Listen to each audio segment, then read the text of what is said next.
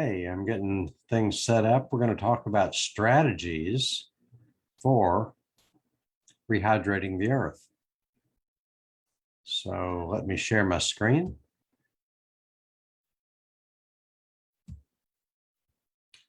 There we are. I want to share my screen.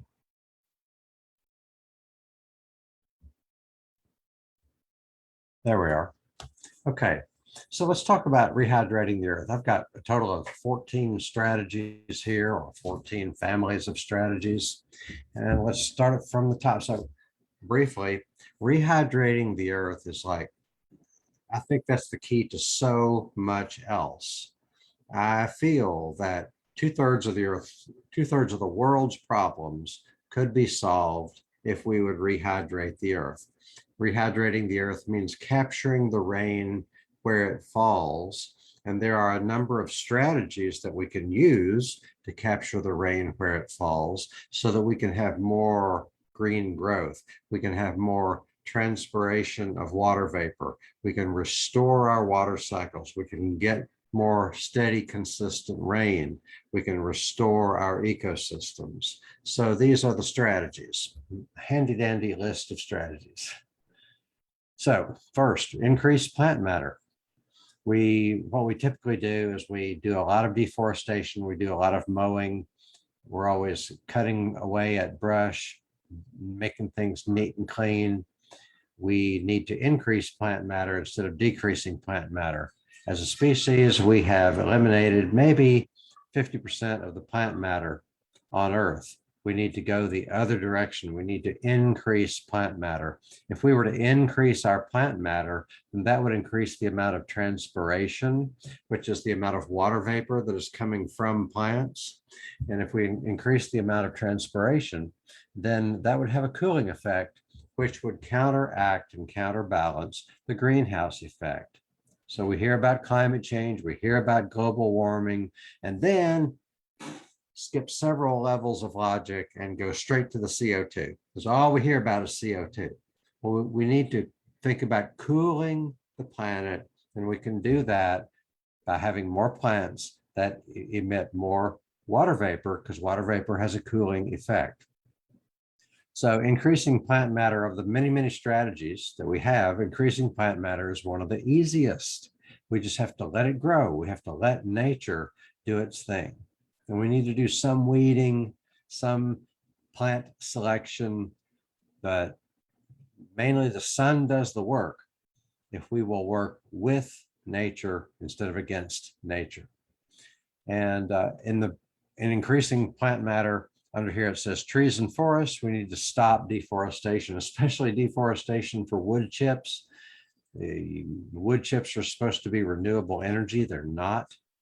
And wood chips qualify as renewable energy. We have these subsidies that say, we're going to treat this as renewable energy if you clear a forest, turn it into wood chips, ship it to Europe, and burn it. It's crazy. We need to stop doing that. Next item here is dead leaves, limbs, and logs. So what we want to do is we want to, instead of getting rid of our yard waste, we need to bring in yard waste. We need to bring in logs, and we need to bring in leaves, and we need to have a brush pile. Instead of getting rid of that stuff, we need to bring it in, because the organic matter, when it's out and it rains, it's going to catch some of the rain. Plus, that organic matter, the dead leaves, limbs, and logs, are going to be food for insects. They're insects, decomposing insects, and worms and grubs are going to work to break that down, and that's the beginning of an ecosystem. But the dead leaves, limbs, and logs absorb the rainfall, and that serves to capture the rain when it falls, and that's what it's about. We need to capture more of our rain on site and have less rain run off into the storm drains. Also, dead leaves, limbs, and logs are going to support soil health. If you take a log, bury it in the ground, then that's going to absorb water under the ground. It's also going to put in place an ecosystem of insects and grubs and worms and so forth. So dead leaves, limbs, and logs are going to support soil health. We need to bring in leaves instead of getting rid of our leaves. We need to bring them in. One thing that does is it provides habitat, especially over winter. It provides habitat for a number of bugs such as spiders, and also some of our moths are going to overwinter in leaves. And so let's go to the next thing. We've done two things. Another strategy for rehydrating the earth is to have healthy, spongy soils. A soil can be a carbon sponge and a water sponge. Healthy soil is spongy. Healthy soil has structure and texture to it, and it's got these little bitty cavities in it that are air or water. They're air, and then it rains and water fills in those things. So that soil has structure so that the living things in the soil can get air and water. So in order to have healthy soils, it says here to avoid tillage or plowing. We've been taught that gardening and farming is all about tilling and plowing, but that's one instance where we've been doing it the wrong way for a very long time. We need to avoid tillage and avoid plowing because that destroys the soil structure. Also, we need to avoid synthetic fertilizers because they are bad for like a nitrogen fertilizer is just going to make it so the plant doesn't have to go recruit its own nitrogen, for example. We also need to have living roots in the ground at all times. That's another strategy for soil health, to have living roots. Don't let the soil be bare. Always have something growing in the soil, and those living roots are going to inject carbon into the soil. And the more carbon is in the soil, the more the soil can absorb water. And the more the soil can absorb and hold water, the more it's drought proof. Another item here, we need to have plant diversity. Diversity is good because every plant recruits a little bit different variety of bacteria and fungi. So each plant recruits bacteria and fungi for its own use. And when you have a variety and diversity of plants, then you're going to have a variety and diversity of bacteria and fungi. And that way you're going to have a really good soil ecosystem.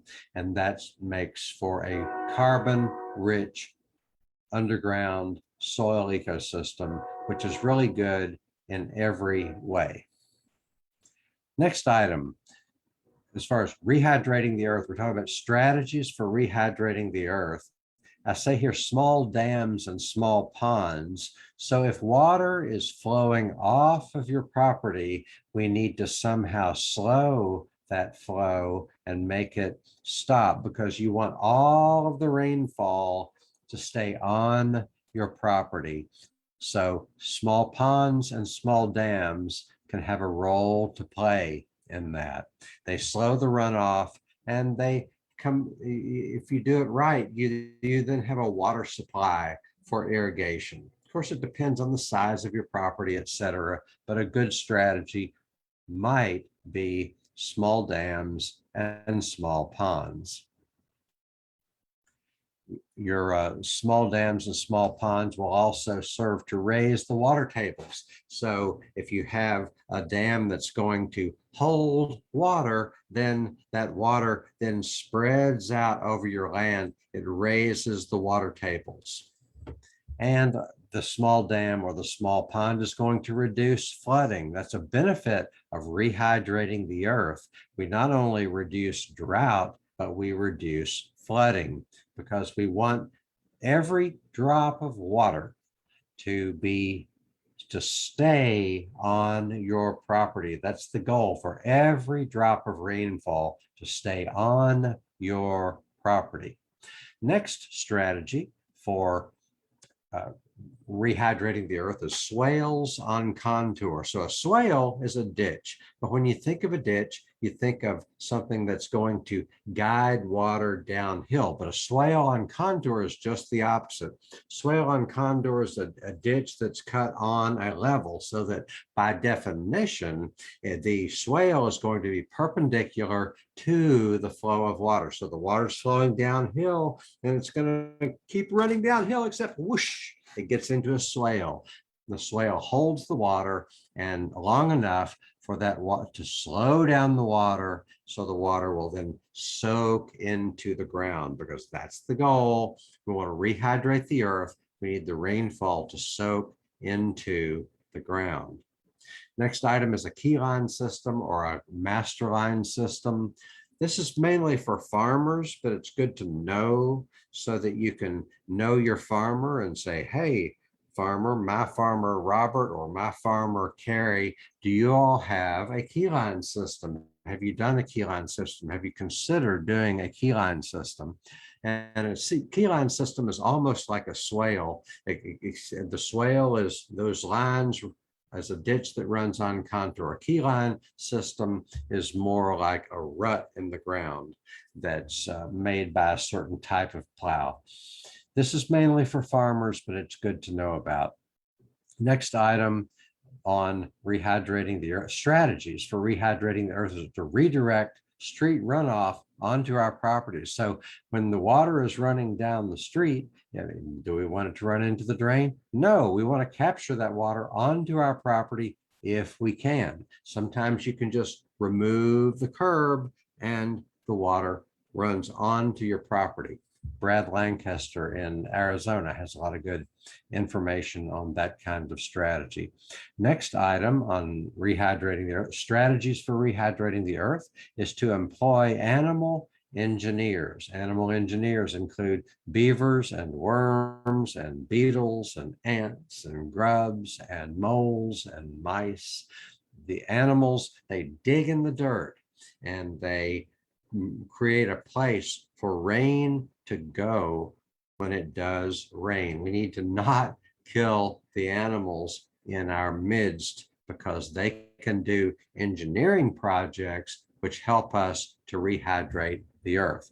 The next item on our list is ecosystems. So we need to think in terms of entire ecosystems. So yes, plants hold water and plants hold carbon, but so do animals, and so do fungi, and so do bacteria, and all these things work together in ecosystems. We need to think in terms of capturing carbon from the air and capturing water when it falls, and all of this carbon and water. See, you and I are we're a whole lot of carbon and we're a whole lot of water inside us. When we eat carbohydrates and proteins and fats, those are all made of carbon. And then so we're carbon and water. So carbon and water tend to go hand in hand. They tend to flow together. So that is why we need to think in terms of entire ecosystems, as opposed to what? As opposed to thinking we don't need ecosystems. Ecosystems in the stream, ecosystems in the forest, ecosystems underneath the soil, ecosystems in terms of the birds and the butterflies and the bees that can be in our yards and in our parks. We need those things. We need complete ecosystems as a strategy for rehydrating the earth and capturing a whole lot of carbon along the way. Next item is food from regenerative farms. So strategies for rehydrating the earth. We want to get our food from regenerative farms. We need to get our food from farmers markets and from a CSA, community supported agriculture. It's important to know you're a farmer. We wouldn't need all of these food regulations if you would know your farmer. We need to get our food locally and know our farmers, because we know that local farms are almost always, just almost by definition, they tend to be more regenerative. Regenerative meaning they don't use a lot of toxic pesticides. Regenerative in terms of they do tend to have some wooded areas that capture the rain. They do tend to, capture. They're good for water quality. The local regenerative farms tend to be biologically diverse, so that's good for our ecosystems and it's good for our nutrition, etc. So strategies for rehydrating the earth: get our food from regenerative farms.